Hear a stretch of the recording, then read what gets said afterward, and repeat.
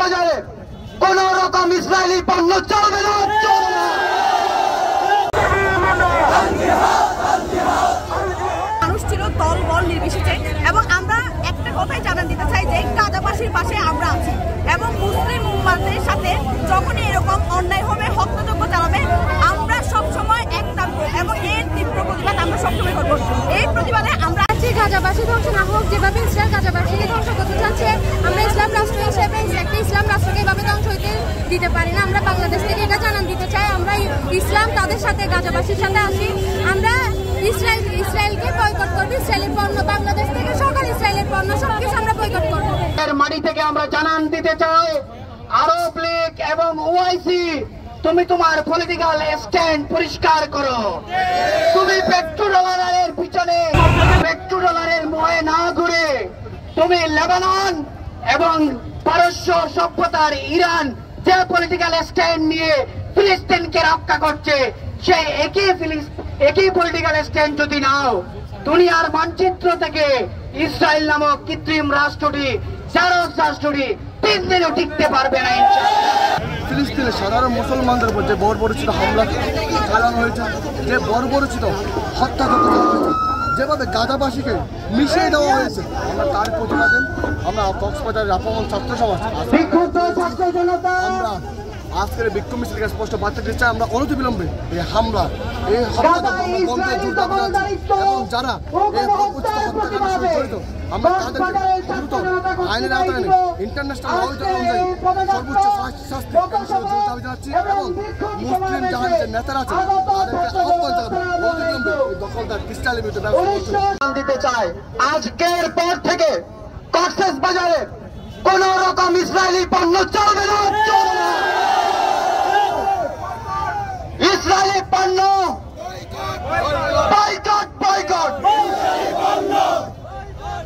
আজকের পর থেকে বাংলাদেশে আমাদের দেশীয় পণ্য চলবে ইনশাআল্লাহ।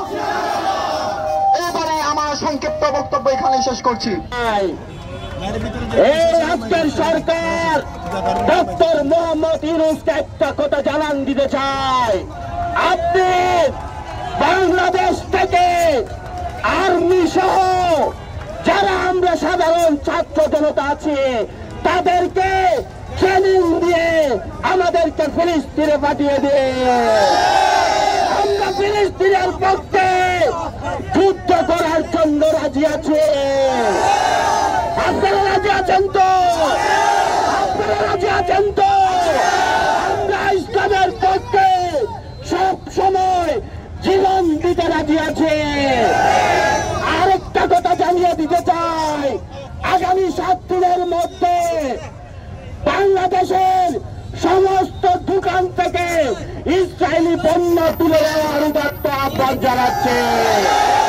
এই বলে আজকের প্রদান করে দিয়েছেন, বাংলাদেশের মুসলমান কোন ইহুদিদের দালালি করে না, বাংলাদেশের মুসলমান ভারতের দালালি করে না। যারা ভারতের দালালি করেছে, যারা দালালি করেছে ইহুদিদের, তারা পলায়ন করতে বাধ্য হয়েছে। আমরা দেখে এসেছি পুরো পৃথিবীতে যারা বড় বড় মুসলিম রাষ্ট্র নাম দিয়ে ইহুদিদের দালালি করে যাচ্ছে, ইসরায়েলের দালালি করে যাচ্ছে, আমি পরিষ্কারভাবে ঘোষণা দিচ্ছি। সবাই মুখে নিন্দা জানাই আমি। আল্লাহর কসম, আল্লাহর কসম, নমরুদ ধ্বংস হয়েছে, ফেরআউন ধ্বংস হয়েছে। যারা বড় বড় ছিল এরা তো ছোট, এরা এখন অত বড় ক্ষমতাধর হতে পারে নাই, এত বড় ক্ষমতাধর হতে পারে নাই, এরা ছোট। যেখানে ফেরআউন গেছে ভাই, ফেরআউন এমন লোক মাটি থেকে বাড়ি দিয়ে দিয়ে উঠছে, মাটি থেকে বাড়ি দিয়ে দিয়ে বড় হয়ে শক্তিশালী হয়ে তারপরে রাজার সময় বসা, সেই পর্যন্ত কোথা দাবি করে সেই পর্যন্ত ঢুকে গেছে। আমার আল্লাহ আছে,